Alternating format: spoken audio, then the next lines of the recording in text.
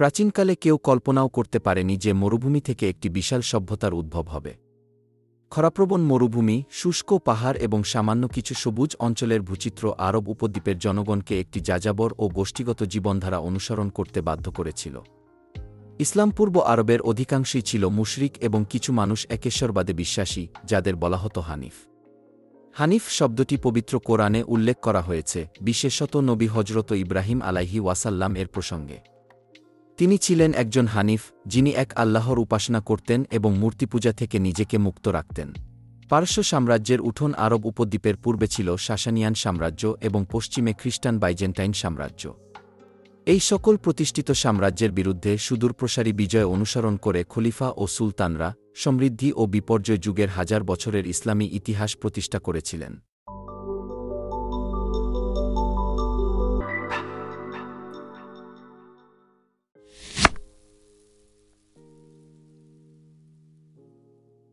সর্বপ্রথম নবী হজরত আদম আলাইহি ওয়াসাল্লাম থেকে শুরু করে সর্বশেষ নবী হজরত মুহাম্মদ সাল্লাল্লাহু আলাইহি ওয়াসাল্লাম সকলেই আল্লাহর বার্তা প্রচার করেছেন এবং মানুষকে একমাত্র আল্লাহর উপাসনা করতে বলেছেন।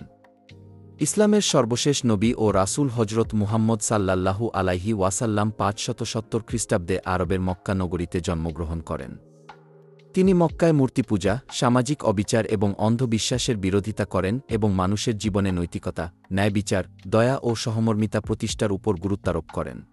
তিনি ৬১০ খ্রিস্টাব্দে মক্কার নিকটবর্তী হেরা গুহায় ধ্যানমগ্ন থাকা অবস্থায় আল্লাহর পক্ষ থেকে ফেরেশতা হজরত জিব্রাইল আলাইহি ওয়াসাল্লাম এর মাধ্যমে প্রথম ওহী প্রাপ্ত হন এবং পরবর্তী ২৩ বছরে ওহী নাজিল সম্পূর্ণ হয়।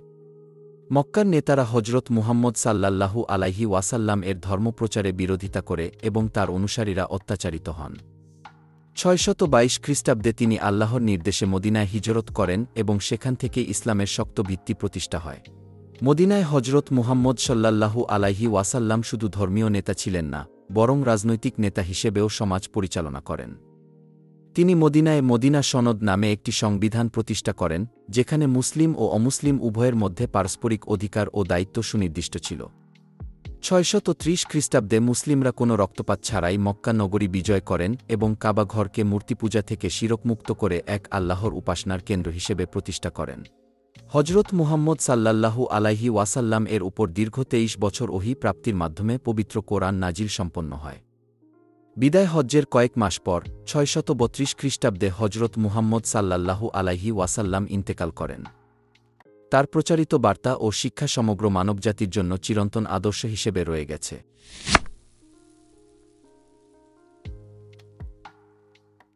হজরত মুহাম্মদ সাল্লাল্লাহু আলাইহি ওয়াসাল্লাম এর উত্তরাধিকারীরা খলিফা উপাধি প্রতিষ্ঠা করেন, যার অর্থ উত্তরাধিকারী বা প্রতিনিধিত্বকারী, এবং খলিফা হলেন এমন ব্যক্তি যিনি যাবতীয় বিষয়ে শরীয়ত অনুযায়ী সমস্ত উম্মাহকে পরিচালিত করেন। ইসলামের প্রথম ৪ খলিফা রাশিদুন বা সঠিকভাবে পথ নির্দেশপ্রাপ্ত খলিফা হিসেবে পরিচিত।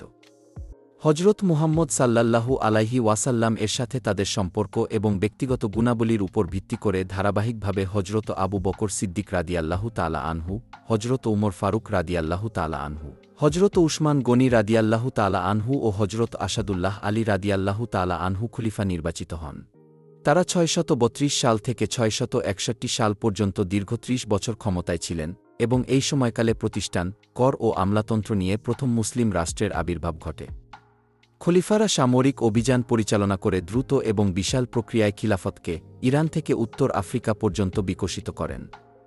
এ সময় বাইজেন্টাইন সাম্রাজ্য অনেক অঞ্চল হারায় এবং সাসানিয়ান সাম্রাজ্যের পতন ঘটে। মুসলিম ঐতিহ্য রাশিদুন যুগকে ইসলামের গৌরবময় দিন হিসেবে বিবেচনা করা হয়। তবে অভ্যন্তরীণ তীব্র রাজনৈতিক ও সামাজিক অস্থিরতায় ৪ খলিফার শেষ ৩ জনকেই হত্যা করা হয়েছিল। এই হত্যাকাণ্ডগুলো ছিল সেই সময়কার রাজনৈতিক অস্থিরতা ও মতভেদের প্রতিফলন, যা পরবর্তীকালে ইসলামী ইতিহাসে শিয়া ও সুন্নি বিভেদের পথ প্রসারিত করে। বিশেষ করে হজরত মুহাম্মদ সাল্লাল্লাহু আলাইহি ওয়াসাল্লাম এর চাচাতো ভাই ও জামাতা হজরত আলী রাদিয়াল্লাহু তাআলা আনহু এর সমর্থকদের ঘিরে উত্তেজনা ছড়িয়ে পড়ে, যারা শিয়া নামে পরিচিত ছিল। তারা দাবি করেন যে হজরত মুহাম্মদ সাল্লাল্লাহু আলাইহি ওয়াসাল্লাম হজরত আলী রাদিয়াল্লাহু তাআলা আনহুকে তার উত্তরসূরি হিসেবে নিযুক্ত করেছিলেন এবং তিনি ও তার বংশধরেরা ছিলেন একমাত্র বৈধ শাসক। কিন্তু হজরত মুহাম্মদ সাল্লাল্লাহু আলাইহি ওয়াসাল্লাম এর ওফাতের আগে তিনি উত্তরাধিকার সূত্রে খলিফার জন্য কাউকে মনোনয়ন না করে জনগণের চাহিদার উপর ছেড়ে দিয়েছিলেন।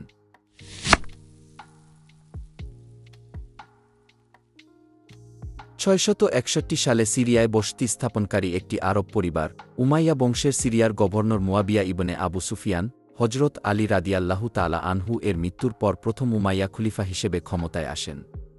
তার নেতৃত্বে উমাইয়া রাজবংশ ক্ষমতায় আসে এবং তারা 661 সাল থেকে 750 সাল পর্যন্ত প্রায় 90 বছর ক্ষমতায় ছিল।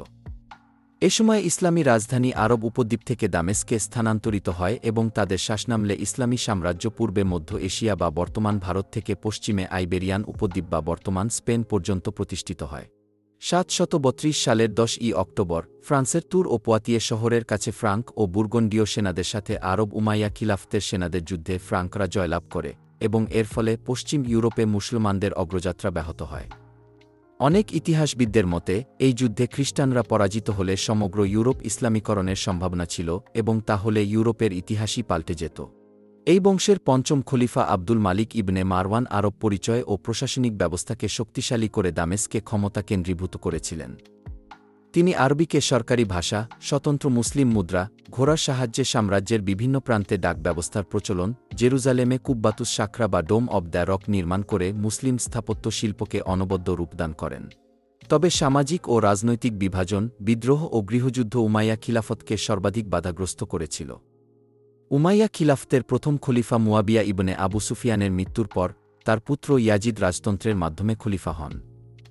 এটি ছিল ইসলামী শাসন ব্যবস্থা এবং হজরত আলী রাদিয়াল্লাহু তাআলা আনহু এর পুত্র হজরত ইমাম হাসান রাদিয়াল্লাহু তাআলা আনহু ও হজরত মুয়াবিয়া ইবনে আবু সুফিয়ান রাদিয়াল্লাহু তাআলা আনহুর করা ঐক্যের সন্ধির পরিপন্থী।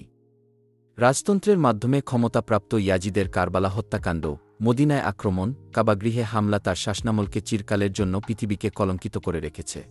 দুর্বল শাসনব্যবস্থা, খলিফাদের ধর্মনিরপেক্ষতা, উত্তরাধিকারী নির্বাচনে নির্দিষ্ট নিয়মের অভাব খিলাফতের ভিতর অসন্তুষ্টি সৃষ্টি করে। অবশেষে 750 সালে জাবের যুদ্ধের মাধ্যমে দামেস্ক কেন্দ্রিক উমাইয়া বংশের পতন ঘটে এবং তদস্থানে প্রতিষ্ঠিত হয় আব্বাসীয় বংশ।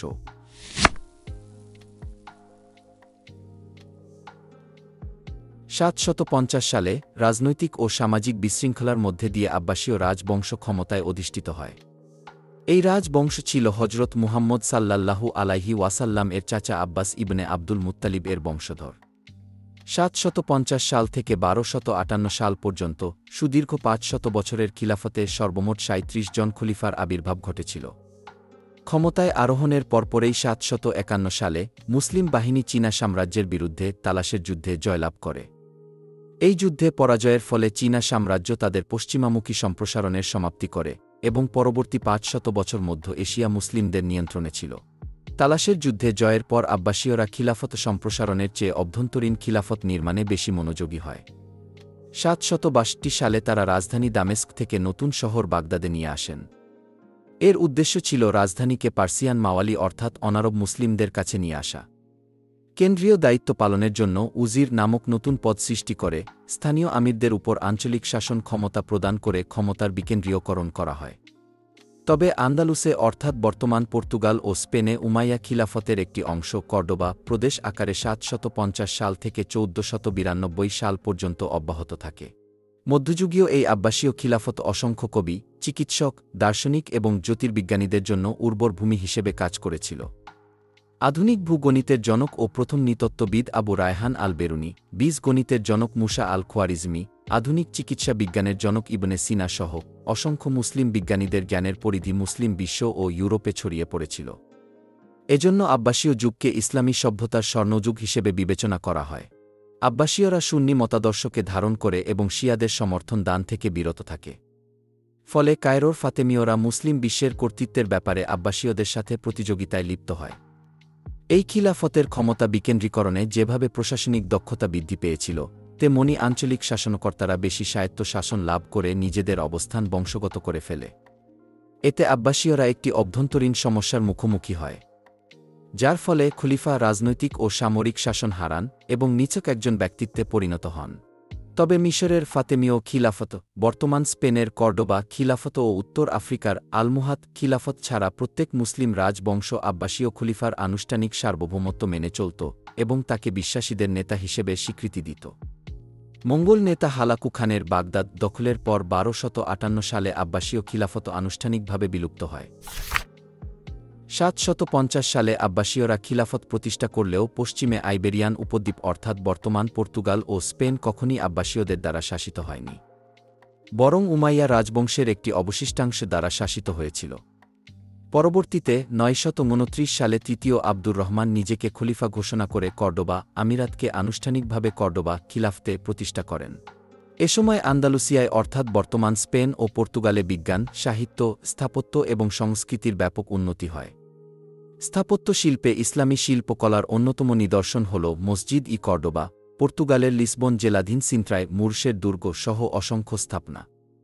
তবে 1031 সালে অভ্যন্তরীণ বিবাদ ও রাজনৈতিক অস্থিতিশীলতার কারণে কর্ডোবা খিলাফত ভেঙ্গে ছোট ছোট রাজ্য বা তাইফায় পরিণত হয়, যা আন্দালুসিয়ার উপর খ্রিস্টান রাজ্যগুলোর আক্রমণ সহজ করে দেয় এবং মুসলিম শাসনের স্থায়িত্ব হ্রাস পেতে থাকে।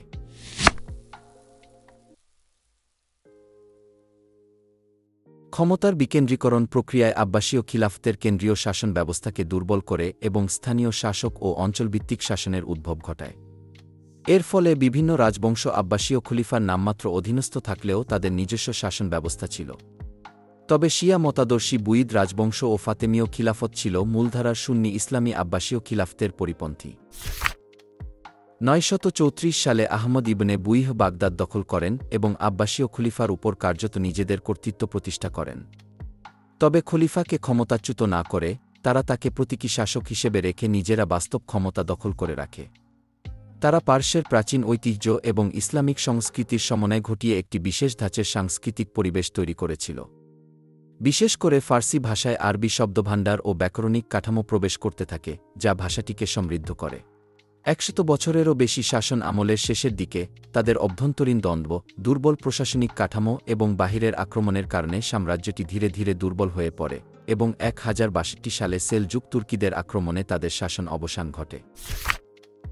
একই সময়ে 909 সাল থেকে 1171 সাল পর্যন্ত উত্তর আফ্রিকা, মিশর এবং ভূমধ্যসাগরের পূর্ব উপকূলের অংশ নিয়ে আব্বাসীয় খিলাফতের অভ্যন্তরে গড়ে উঠেছিল শিয়া মতাদর্শী ফাতেমীয় খিলাফত। আব্বাসীয় খলিফাকে উৎখাত ও শিয়া মতাদর্শকে প্রতিষ্ঠার উদ্দেশ্য 969 সালে তারা মিশর জয় করে এবং ফাতেমীয় রাষ্ট্রের রাজধানী হিসেবে কায়রো শহর নির্মাণ করে। ফাতেমীয়দের শাসন ব্যবস্থা ও ধর্মীয় মতবাদ সুন্নি প্রধান অঞ্চলগুলোতে দ্বন্দ্ব ও বিরোধ সৃষ্টি করেছিল।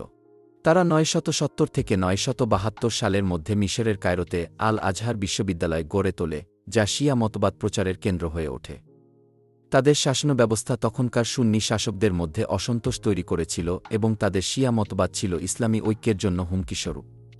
পরবর্তীতে 1171 সালে সালাউদ্দিন আইয়ুবী ফাতেমি খেলাফতের অবসান ঘটিয়ে মিশরকে আব্বাসীয় খিলাফতের অধীনে নিয়ে আসেন এবং আল আজহার বিশ্ববিদ্যালয়কে সুন্নি শিক্ষাকেন্দ্রে রূপান্তরিত করেন।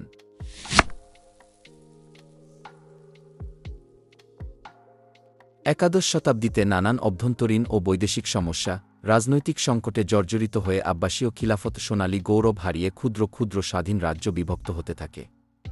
এ সময় আবু তালিব ইবনে মুহাম্মদ তুঘরিল ইবনে মিকাইল বা তুঘরিল বেগ তুর্কি যোদ্ধাদের একত্রিত করে পার্শ্ব জয় করেন এবং 1155 সালে শিয়া মতাদর্শী বুইদ রাজবংশ থেকে বাগদাদ পুনর্দখল করে আব্বাসীয় খলিফা আল কায়েম এর কাছে ন্যস্ত করেন। এতে খলিফা খুশি হয়ে তুঘরিল বেগকে সুলতান উপাধি প্রদান করে তাকে ইসলামী বিশ্বের ধর্মীয় সামরিক প্রধান হিসেবে প্রতিষ্ঠিত করেন। মধ্য এশিয়ার এই যাযাবর সেলজুক তুর্কিদের অর্থনৈতিক সচ্ছলতা না থাকলেও তারা ছিল সাহসী, কণ্ঠসহিষ্ণু এবং দুর্ধর্ষ যোদ্ধা। সেলজুকরা আব্বাসীয় খলিফাকে ক্ষমতাচ্যুত না করে বরং তাকে প্রতীকী প্রধান রেখে শিয়া ফাতেমিদের হুমকির বিরুদ্ধে সুন্নি মুসলিমদের একমাত্র ইসলাম ধর্মের অনুসারী হিসেবে মুসলিম বিশ্বে তুলে ধরে। 1071 সালে মানজিকার্টের যুদ্ধে সেলজুক তুর্কি সাম্রাজ্যের সুলতান আল পারসালান বাইজেন্টাইন সম্রাট রোমানোস চতুর্থ ডায়োজনিসকে পরাজিত করে আনাতোলিয়া বা বর্তমান তুরস্কের একটি বড় অংশ দখল করে স্থায়ী বসতি স্থাপনের সূচনা করেন। এই ধারাবাহিকতায় গ্রিক খ্রিস্টান ভূমি আনাতোলিয়া তুর্কি মুসলিম ভূমিতে রূপান্তরিত হয়। 1077 সালে সেলজুক শাসক সুলেমান ইবনে কুতুলমিশ আনাতোলিয়ায় গ্রেট সেলজুক সাম্রাজ্যের একটি শাখা রুম সেলজুক সালতানাত প্রতিষ্ঠা করেন, যা ইউরোপ ও এশিয়ার সংযোগস্থলে একটি সমৃদ্ধ সভ্যতার বিকাশ ঘটায়। সেলজুক রুম সালতানাতের তৃতীয় সুলতান আলাউদ্দিন কায়কোবাদ 1220 থেকে 1237 সালের শাসন আমলে সেলজুক সালতানাতকে একটি শক্তিশালী সাম্রাজ্যে প্রতিষ্ঠা করেছিলেন। তার অন্যতম কমান্ডার ছিলেন পরবর্তীতে প্রতিষ্ঠিত উসমানীয় সাম্রাজ্যের প্রতিষ্ঠাতা প্রথম উসমানের পিতা আর্তুগ্রুল গাজী। 1251 সালে আর্তুগ্রুল গাজী সুগুদ জয় করলে সুলতান আলাউদ্দিন কায়কোবাদ খুশি হয়ে তাকে কিছু এলাকা ছেড়ে দেন এবং পরবর্তীতে তার সন্তান প্রথম উসমান এই সুগুদকেই রাজধানী করে গড়ে তুলেছিলেন ইতিহাসের অন্যতম দীর্ঘস্থায়ী উসমানীয় সাম্রাজ্য। ত্রয়োদশ শতকের শেষভাগে সেলজুক সাম্রাজ্য ভেঙ্গে ছোট ছোট আমিরাতে পরিণত হয় এবং পরবর্তীতে মঙ্গল আক্রমণে মহান সেলজুক সাম্রাজ্যের পতন হয়।